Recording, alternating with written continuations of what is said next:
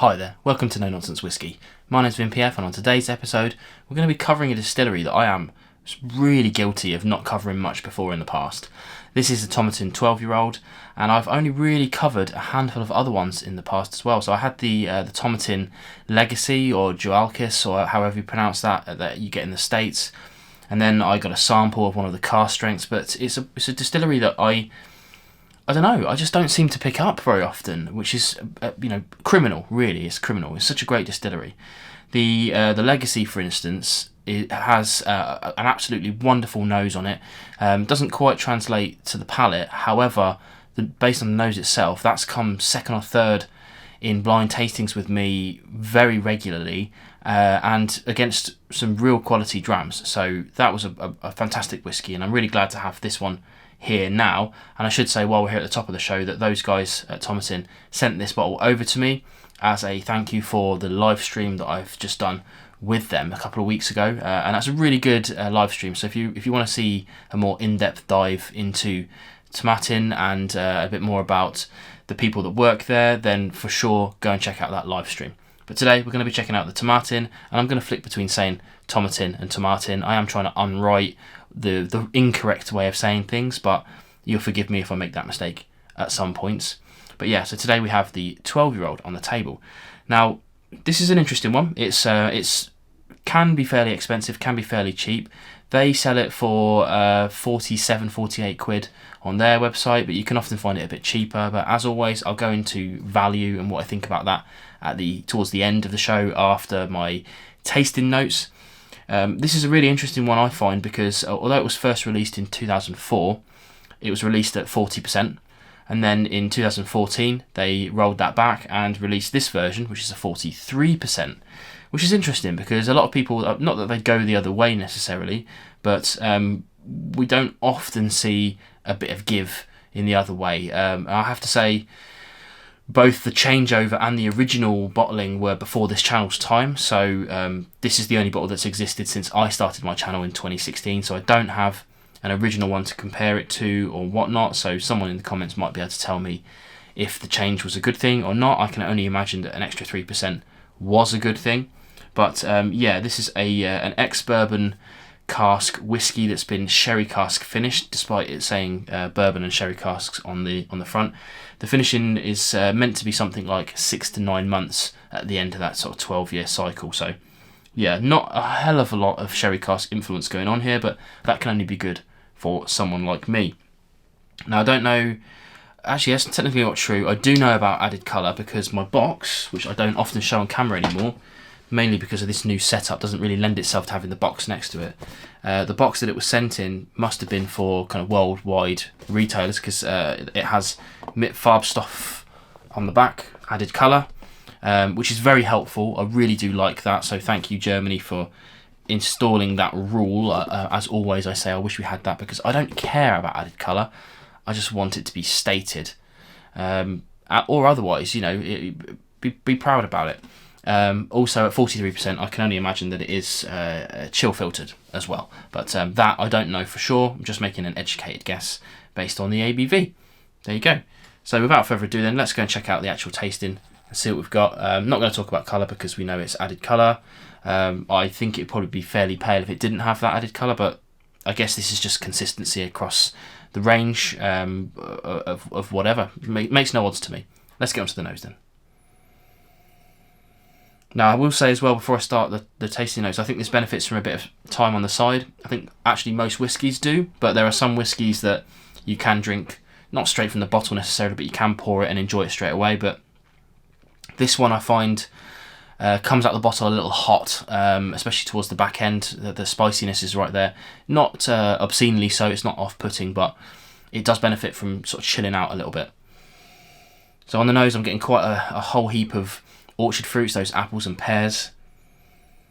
A touch of kind of citrusy, but there's really the main vibe going on here is kind of floral element. It's kind of heather. The official notes say things like pine, which I do agree with, but that might be lodging in my head a little bit. And some grassy elements on the back end. Yeah, it's nice.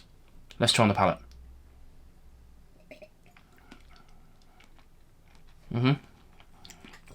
Okay, now this is a bit of a palette of two halves, as I've been saying quite a lot recently actually. But the first half is very sweet, has more of those orchard fruits, has a little bit of caramel on it. That's I would say quite short-lived. It's very quickly overtaken by a kind of hot white pepper spice, and for me, towards the back end of it, a little tiny touch of aniseed, star anise, comes out of the back end, which is an odd note to taste, but it's very, very, very subtle. I would be very surprised if anyone else sort of got that. That's just me in my head, how I'm feeling today. Probably, maybe tomorrow I wouldn't even get that, but it's something I'm getting today, which is interesting. So yeah, it starts off sweet, sours out a little towards the end, and I use that word like literally rather than kind of as a derogatory term, because it's not. I always say that, I quite like sour sweets and things like that. The finish is fairly, I would say, medium. It's not particularly longer than that, but because all the fruitiness has gone already, it's just a kind of big, bold, spicy, white peppery finish, which is good. I like that, and it finishes out in a kind of drying, sour way, which only really makes me want to take more whiskey, which is not necessarily a bad thing, right? No, I think it's a pretty solid dram. It's in terms of its kind of flavour profile, it's definitely well balanced. It's definitely a little bit hot for me on the back end. It's quite spicy, quite pepper forward, but like I said, that tends to chill out a little bit as the whiskey sits in your glass. And I imagine by the time I come to do a bottle kill video of this, this might change as it goes down a little. Right now, I'm still very much in the kind of shoulder elements of this, but that's okay, because I think I'm going to be doing that video not fairly soon, but definitely probably this year, because at the price point where you can get it from, as I said earlier, it's about that sort of 47, 48 quid on their website. And I have to say, even though they sent me this, I think you'd have to be a bit of a fool to go directly to them, because you can get this, I mean, as time of recording, Amazon are selling this for £38, Master of Malt around about that same sort of level, and I did see a few prices online as low as sort of £33, £34. If you can get this from anywhere between that sort of, I doubt you'll very often get it for that really low, but if you can get it somewhere between mid to late 30s, then this sits perfectly in what I call the guard whiskey category. This is something I talk about quite a lot, but if you don't know what I'm talking about, it's literally a bottle that you can chuck on your shelf, like I have behind me, and you can put it at the front, because when you come into your whiskey room, like if you have one, if you're lucky enough to have one like me, and you fancy a dram but you don't really know what you want, you might look at some of the fancier ones that are dug right at the back, and they can be a real pain to get if they're behind, 3 or 4 deep behind other whiskies, which I call my guard whiskies. So the better ones in my collection tend to be saved by the ones at the front, which are there's a couple of little rules, but they tend to be basically relatively cheap. Now, obviously, a relative term is different for everybody. You might think that 35 quid is a lot of money. You might think it's literally zero money whatsoever. So yeah, you have to kind of fit that into where you are in your spending habits.